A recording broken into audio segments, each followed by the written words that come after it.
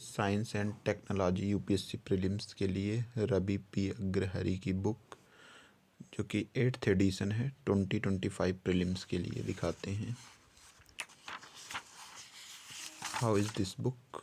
I think this book is good enough with current updates.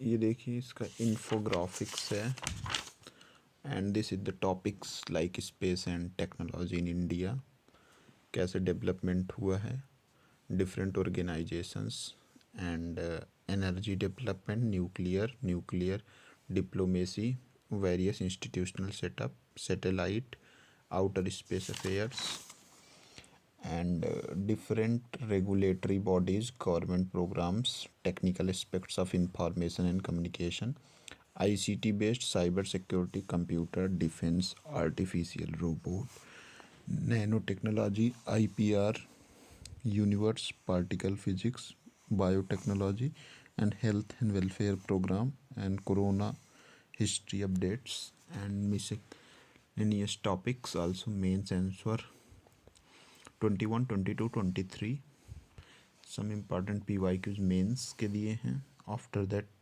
Capsule list of science and technology, थोड़ा सा हम आपको दिखाएंगे। ये फर्स्ट चैप्टर,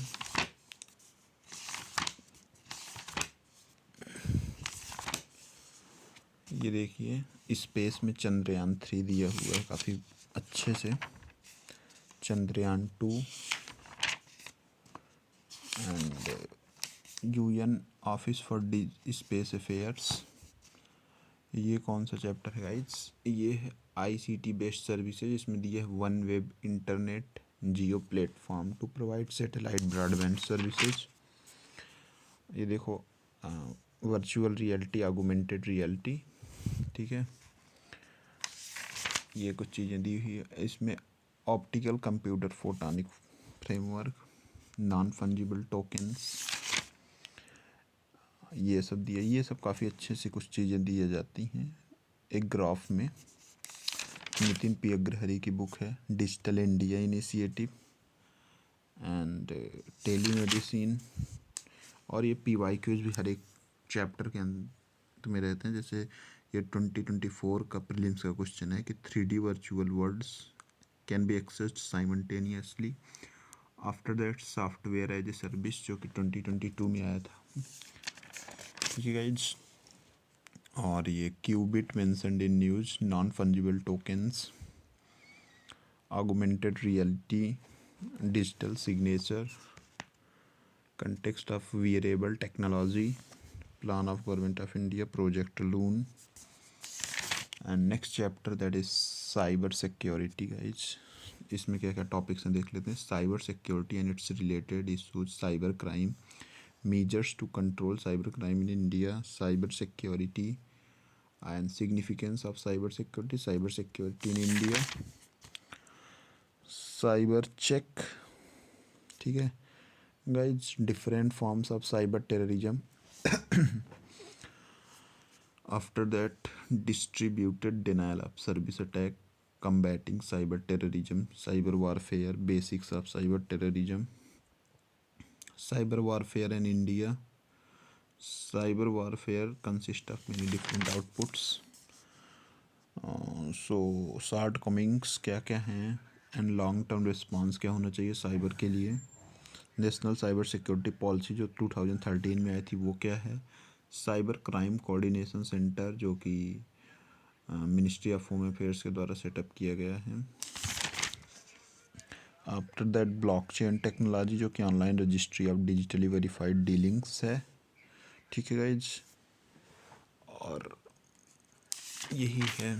और ये देखो कैसे अच्छे से दे रखा है blockchain, that is encrypted information, digital ledger, peer-to-peer, data sharing, decentralization. How does blockchain works? Like someone request transaction.